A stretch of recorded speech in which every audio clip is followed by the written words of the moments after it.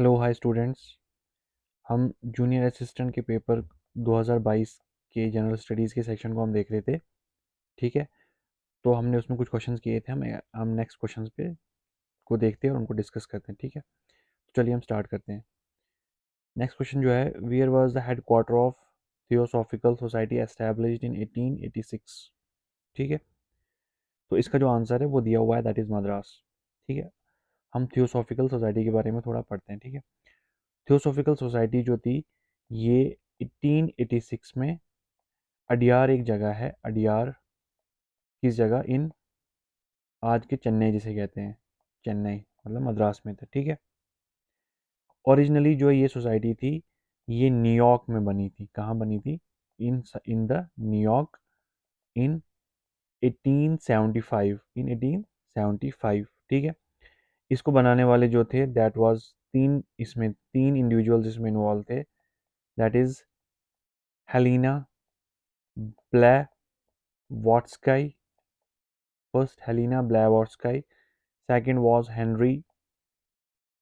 Henry Steele Olcott, Henry Steele Olcott, and William third was William Judge।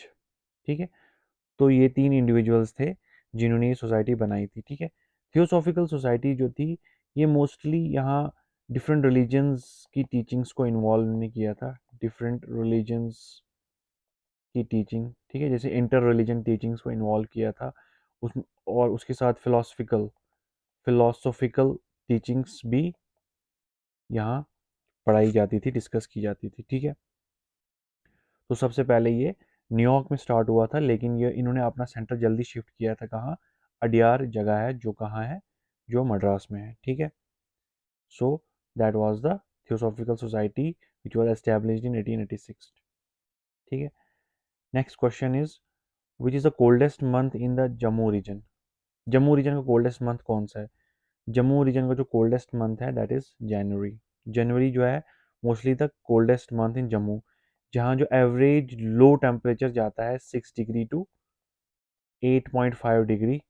ठीक है, और ये 1 डिग्री तक भी जा सकता है लो टेम्परेचर। ठीक है, और एवरेज हाई जो यहाँ इस महीने में जाता है that is 17 degree. Average, this is average 17 to 19 degree Celsius. ठीक है, एवरेज हाई। एवरेज लो जाता है 6, तो एवरेज हाई जाता है लगभग 19 डिग्री सेल्सियस जम्मू का। ठीक है, ओके। कश्मीर का जो कोल्डेस्ट मंथ है वो जनवरी नहीं है, जनवरी तो है ही, वहाँ मोस्टली माना जाता है दिसंबर को। किसको? December is mostly considered the coldest month in Kashmir region. ठीक है, ठीक है, तो ये उतना नहीं है। तो हाँ, ये question, next question is very important. Who among the following travelers visited डोडा इन 1829? 1829 में कौन सा ट्रैवलर जो है वो डोडा आया था? इसका जो आंसर है दैट इज जीटी वाइन। लेकिन हम बाकी ट्रैवलर्स को भी डिस्कस करते हैं जो इंपॉर्टेंट है, जो एग्जाम में पूछे जाते हैं। First is एल्बरूनी। एल्बरूनी जो था ये renowned, it he was renowned Persian scholar था ये। ठीक है, पर्शियन स्कॉलर जो महमूद गजनी के साथ इंडिया आया था। जो महमूद गजनी ने जब इंडिया पे इन्वेजन किया था इन 11th सेंचुरी, तो ये महमूद गजनी के साथ इंडिया आया था। ठीक है, इसकी एक इम्पॉर्टेंट बुक है अल-बरूनी की, दैट इज किताबुल हिंद। क्या है? किताबुल हिंद। इंपॉर्टेंट बुक है दैट इज किताबुल हिंद, जिसको कहते हैं the book of India. Kitabul Hind, the book of India. ठीक है, और इसने ट्रैवल किया इंडियन सब कॉन्टिनेंट को फ्रॉम 10 1017 1017 एडी टू 1030 एडी तक। ठीक है, तो इसका डोडा आने का कोई रिकॉर्ड प्रेजेंट नहीं है। ठीक है, उसके बाद जो नेक्स्ट है that is Ibn Battuta. Ibn Battuta जो था ये मोरक्कन मोरक्कन एक्सप्लोरर था, मोरक्को से था ये। मोरक्कन एक्सप्लोरर जो था, जो इंडिया में आया ड्यूरिंग तुगलक डायनेस्टी, जब तुगलक इंडिया में रूल करते थे। ठीक है, तुगलक डायनेस्टी के टाइम में इंडिया में आया इन 14th सेंचुरी में। कब आया है? 14th सेंचुरी में। और ये दिल्ली अराइव हुआ था 1334 AD में, दैट इज 14th सेंचुरी में, ड्यूरिंग द तुगलक डायनेस्टी, ठीक है।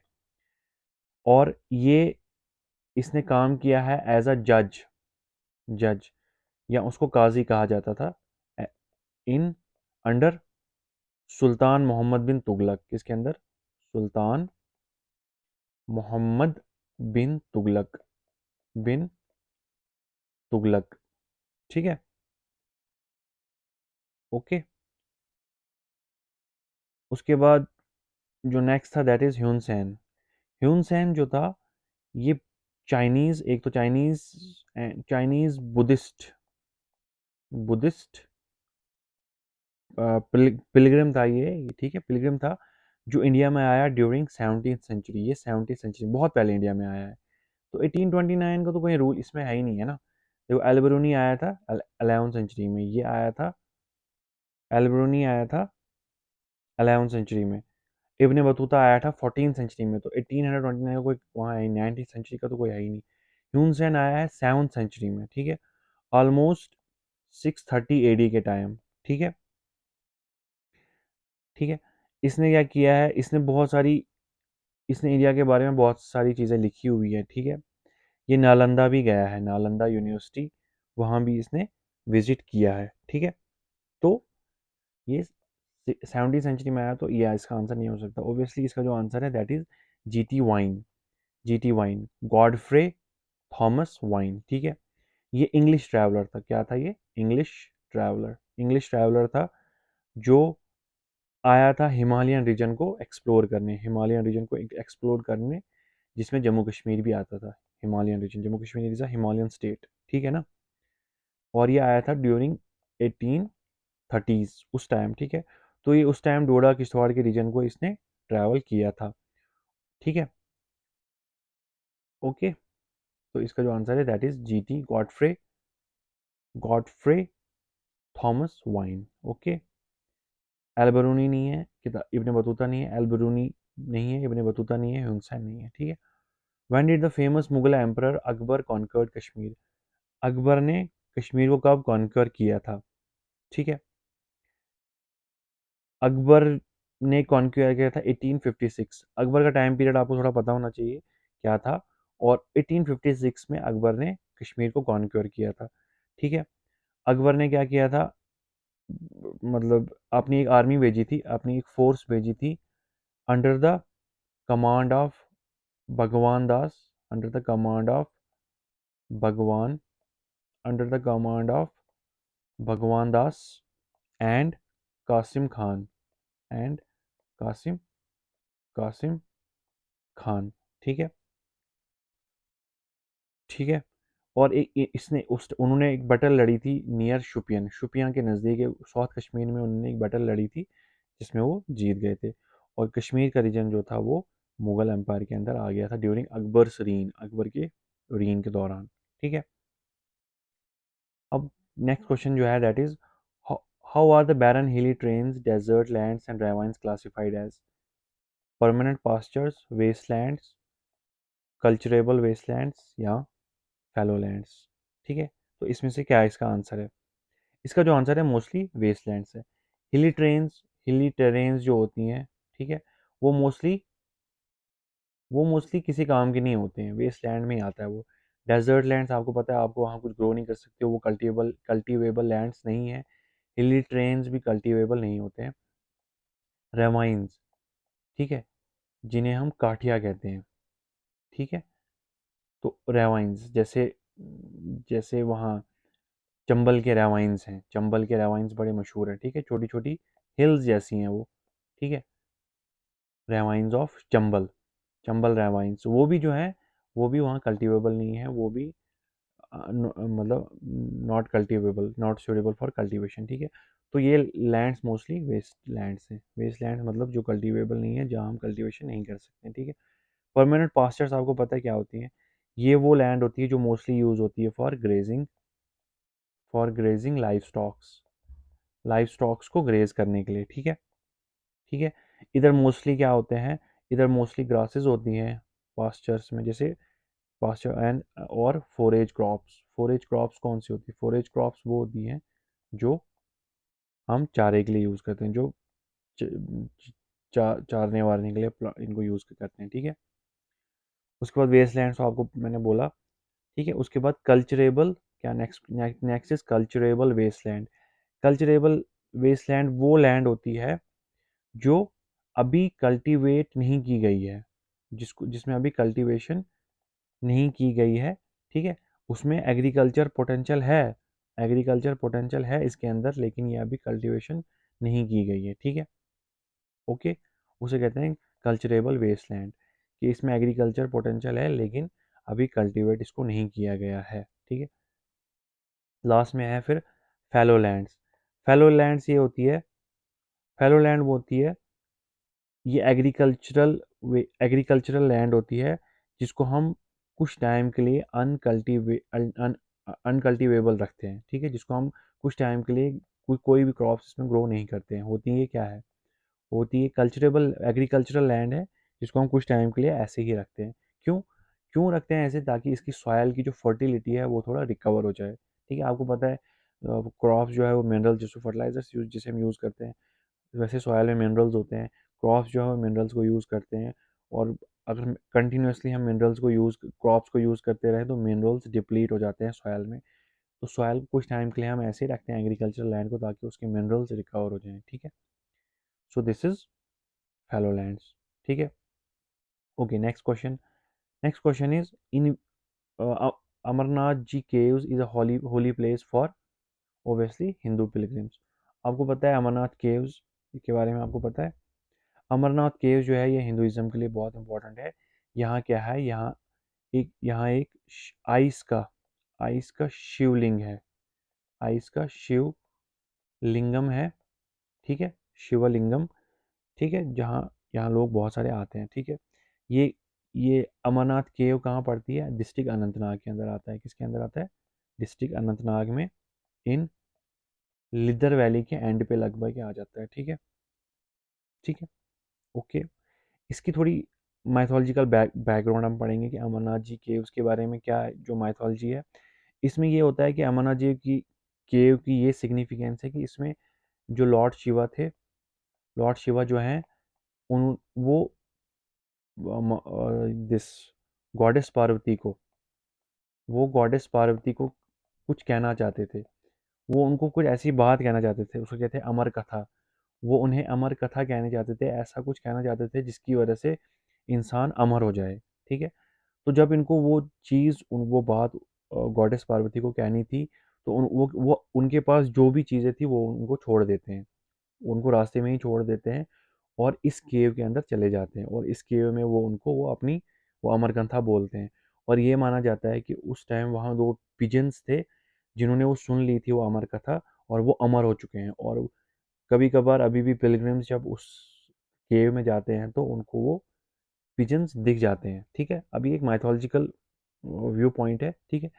तो लेकिन जब लॉर्ड शिव ने उनको चीज़ अमर कथा गॉडेस पार्वती को बोलनी थी, उनके पास जो भी चीज़ें थी, जैसे उनका जो बुल था, जिसे क्या कहते हैं, नंदी, जिससे नंदी कहते हैं, वो उसको उन्होंने पहलगाम में छोड़ दिया। उसके बाद उनके पास जो मून होता है, ठीक है, जो उनके सर के ऊपर मून होता है, ठीक है, वो अपने बालों से निकाल कर वो चंदनवाड़ी में छोड़ दिया, जो चंदनवाड़ी एरिया जम्मू कश्मीर में, ठीक है। उसके बाद जो उनके ऊपर स्नेक्स होते हैं, उन स्नेक्स को उन्होंने लेक शेषनाग में छोड़ दिया, ठीक है, लेक शेषनाग में छोड़ दिया। उसके बाद उन्होंने अपने सन, जो गणेशा उनके सन है, उनको एक महागुनस महागुनस पर्वत पे छोड़ दिया। कहाँ? महागुनस पर्वत पे छोड़ दिया, ठीक है, ठीक है, ठीक है। तो उसके बाद वो गॉडेस पार्वती के साथ उस केव में चलेगा, उनको वो अमर कथा बोल दी, ठीक है। ओके, इसकी सिग्निफिकेंस है इस केव की, ठीक है। अब जो नेक्स्ट क्वेश्चन है, that is in which year did the district Pulwama in Jammu Kashmir was found. इसका जो आंसर है, दैट इज 1979। पुलवामा जो है, इसको बनाया गया था कुछ तहसील, जैसे ये पहले एक तहसील थी। पुलवामा तहसील को शुपियन की कुछ तहसील और त्राल का कुछ एरिया निकाल कर जो है डिस्ट्रिक्ट पुलवामा बनाया गया था, पुलवामा बनाया गया था, ठीक है। तो और कहाँ त्राल का कुछ एरिया, और जो अनंतनाग का था जो उसको जो कुछ निकाल का एरिया और पुलवामा को बनाया गया था। तहसील पुलवामा को शोपियान का कुछ एरिया और त्राल का एरिया मिलाकर, ठीक है, ये बनाया गया था। और 1979 में पुलवामा को कार्ड आउट किया गया था और एक नया डिस्ट्रिक्ट बनाया गया था, ठीक है। Next question, which among the following is the longest right bank tributary of Ganga, ठीक है। आपको पता है गंगा जो है गंगोत्री ग्लेशियर से निकलती है, ठीक है, फिर वो ऐसे आती है नीचे की तरफ और यहाँ से वहाँ से यमुना भी आती है, तो यमुना इसके साथ मिल जाती है, ठीक है। Yamuna is the right bank tributary, these are right bank tributaries of Ganga, this is Ganga and these are right bank tributaries, these are right bank and these are left bank, ठीक है। तो यमुना जो है सबसे बड़ी इसकी राइट बैंक ट्रिब्यूटरी है, ठीक है। Longest right bank tributary of river Ganga is river Yamuna, ठीक है। यमुना जो है ये किस ग्लेशियर से निकलती है, ये यमुनोत्री ग्लेशियर से निकलती है, यमुनोत्री ग्लेशियर से निकलती है, ठीक है। और this Yamuna accounts for about 40% of Ganga basin, Ganga का जितना भी बेसिन है, ठीक है, उसका 40% लगभग यमुना से ही बनता है, ठीक है, ओके। उसके बाद मैं थोड़ा एक आपको दूसरे एक रिवर के बारे में बताऊंगा जो इसकी ट्रिब्यूटरी है, that is Ghaghara river, Ghaghara river. ये लार्जेस्ट ट्रिब्यूटरी है बाय वॉल्यूम, जैसे यमुना जो है वो लॉन्गेस्ट ट्रिब्यूटरी है, लेकिन घाघरा रिवर जो है that is largest tributary by volume, ठीक है। And it is the second Ghaghara river, GHAGRA, Ghaghara river, it is the second longest tributary of Ganga. Ghaghara river is second largest tributary of river Ganga, okay. अब थोड़ी जो ये चीज़ें यहाँ इन्होंने मेंशन की, जैसे अलकनंदा मेंशन किया है, महानंदा मेंशन किया है, रामगंगा मेंशन किया है, ठीक है, रामगंगा मेंशन किया है, हम थोड़ा इनको देखते हैं, ठीक है।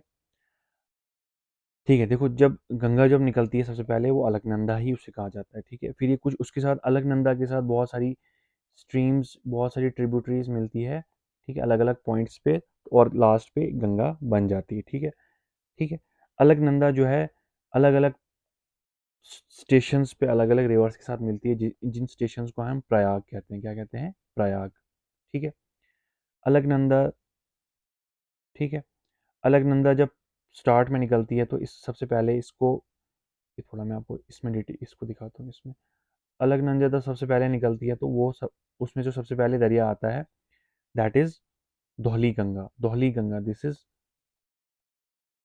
धौली गंगा, ठीक है, धौली गंगा। और जहाँ ये इनका जो कॉन्फ्लुएंस होता है, जहाँ ये मिलते हैं, इसे कहते हैं विष्णु प्रयाग, क्या कहते हैं, विष्णु प्रयाग, ठीक है। फिर अलकनंदा चलती है आगे और अलकनंदा के साथ दूसरा एक रिवर, एक दूसरी ट्रिब्यूटरी मिलती है जिसे हम कहते हैं नंदकनी, नंदकनी, नंदकनी रिवर। और यहाँ जहाँ ये मिलता है इसे कहते हैं नंद प्रयाग, क्या कहते हैं, नंद प्रयाग, नंद प्रयाग, ठीक है। फिर उसके आगे अलकनंदा जो है वो पिंदार रिवर के साथ ज्वाइन करती है, किसके साथ करती है, पिंदार रिवर के साथ ज्वाइन। और जहाँ ये ज्वाइन करती है इसे कहते हैं कर्ण प्रयाग, क्या कहते हैं, कर्ण प्रयाग, क्या कहते हैं, कर्ण प्रयाग, ठीक है। उसके बाद ये मंदाकिनी रिवर, मंदाकिनी रिवर के साथ मिल जाती है, मंदाकिनी, मंदाकिनी रिवर के साथ मिल जाती है और इसे कहते हैं रुद्रप्रयाग, क्या कहते हैं, जिस पॉइंट को कहते हैं रुद्रप्रयाग, रुद्रप्रयाग, ठीक है, ठीक है। और लास्ट पे ये अलकनंदा जो है वो भागीरथी के साथ मिल जाती है, अलकनंदा मिल जाती है भागीरथी के साथ, दिस इज भागीरथी, भागीरथी के साथ मिल जाती है। और इस जगह को कहते हैं देवप्रयाग, क्या कहते हैं, देवप्रयाग। और इसके बाद मतलब अलकनंदा और भागीरथी, अलकनंदा और भागीरथी जब मिलते हैं तो गंगा का जन्म हो जाता है, तो गंगा का जन्म हो जाता है, ठीक है। तो दीज आर ऑल, ये कुछ इंपॉर्टेंट चीज़ें थी जो आपको पता होनी चाहिए थी, ठीक है। उसके बाद जो नेक्स्ट यहाँ महानंदा के बारे में है। महानंदा जो है इट इज़ अ, ये ट्रांस बाउंड्री रिवर है जो फ्लो करता है इंडिया और बांग्लादेश के बीच में, किसके बीच में, इंडिया एंड बांग्लादेश देश, ठीक है। ये जो है दार्जिलिंग हिल्स, मतलब कहाँ दार्जिलिंग हिल्स कहाँ होती हैं? दार्जिलिंग हिल्स वेस्ट बंगाल में। दार्जिलिंग हिल्स में ये ओरिजिनेट होता है, ठीक है, और फ्लो करता है थ्रू वेस्ट बंगाल, वेस्ट बंगाल से फिर वेस्ट बंगाल, बिहार, और उसके बाद ये जाता है बांग्लादेश के अंदर, ठीक है। उसके बाद जो लास्ट है दैट इज़ रामगंगा। रामगंगा जो है ये भी एक ट्रिब्यूटरी है गंगा की, it is also a tributary, Mahananda नहीं है, ठीक है। It is also a tributary, it is also a tributary of Ganga, Ganga की ट्रिब्यूटरी है, ठीक है। और ये ओरिजिनेट होता है, it originates in Dudha Toli, Dudha Toli range, ठीक है। It originates in Dudha Toli range in Chamoli district, in Chamoli district of Uttarakhand, ठीक है। तो ये उत्तराखंड में निकलता है, और लेकिन it is a tributary of Ganga, ठीक है। उसके बाद digital payment index 2021 is published by reserve bank of India. चलो आपको पता है डिजिटल पेमेंट्स, आप इसमें कोई सोचने का उतना नहीं है कि डिजिटल पेमेंट्स, पेमेंट्स का जो भी काम होगा वो मोस्टली रिजर्व आरबीआई ही पब्लिश करता है, ठीक है। नाबार्ड नहीं करता है, स्टेट बैंक नहीं करता है, आईसीआईसी बैंक नहीं करता है, ठीक है। ओके। उसके बाद लास्ट जो है विसिटी was recently declared as 40th world heritage site by UNESCO. अब इसमें जो करंट अफेयर्स है वो पुराना है, तो इसमें जो 40th, इसमें बताया कि इंडिया में 40th world heritage site by UNESCO की कौन सी थी, वो ढोलावीरा थी, ठीक है। लेकिन आज जो है इंडिया में अभी एट प्रेजेंट ये वीडियो जो है ये बन रही है इन 16 फरवरी 2026, और एट प्रेजेंट इंडिया में 44 वर्ल्ड हेरिटेज साइट है, हेरिटेज वर्ल्ड हेरिटेज साइट्स है, ठीक है। एट प्रेजेंट इंडिया में 44 वर्ल्ड हेरिटेज साइट्स है, ठीक है। अब वर्ल्ड हेरिटेज साइट्स जो हैं वो दो किस्म की होती हैं। वर्ल्ड हेरिटेज साइट्स जो हैं वो मोस्टली दो किस्म की है, एक होती है नेचुरल, जो नेचुरल साइट्स हैं, ठीक है, और एक होती है कल्चरल, जिनकी जो कल्चरल हो, जिनकी कोई कल्चरल सिग्निफिकेंस है। मोस्टली इंडिया में 36 कल्चरल हेरिटेज साइट्स हैं और 8 नेचुरल हेरिटेज साइट्स हैं, ठीक है। और जो लेटेस्ट हेरिटेज साइट जो ऐड हुई है दैट इज़ जो 44th है that is Maratha military, Maratha military landscapes, Maratha military landscapes, ठीक है, ठीक है। मराठा मिलिट्री लैंडस्केप्स, ठीक है। इस ये क्या है, Maratha Maratha Maratha military landscape, Maratha military landscape है। इस ये क्या है, it is a series of 12 forts, 12 forts, ठीक है। It is a series of 12 forts जो अक्रॉस महाराष्ट्र और तमिलनाडु है, जो अक्रॉस महाराष्ट्र एंड तमिलनाडु में आता है, ठीक है। तो ये वर्ल्ड हेरिटेज है। अभी 14, अभी 12 फोर्ट्स है, इसका मतलब ये जो है that is cultural world heritage site, ठीक है। तो इंडिया में at present 44 world heritage sites हैं, ठीक है। Okay, thank you very much, this is it for today.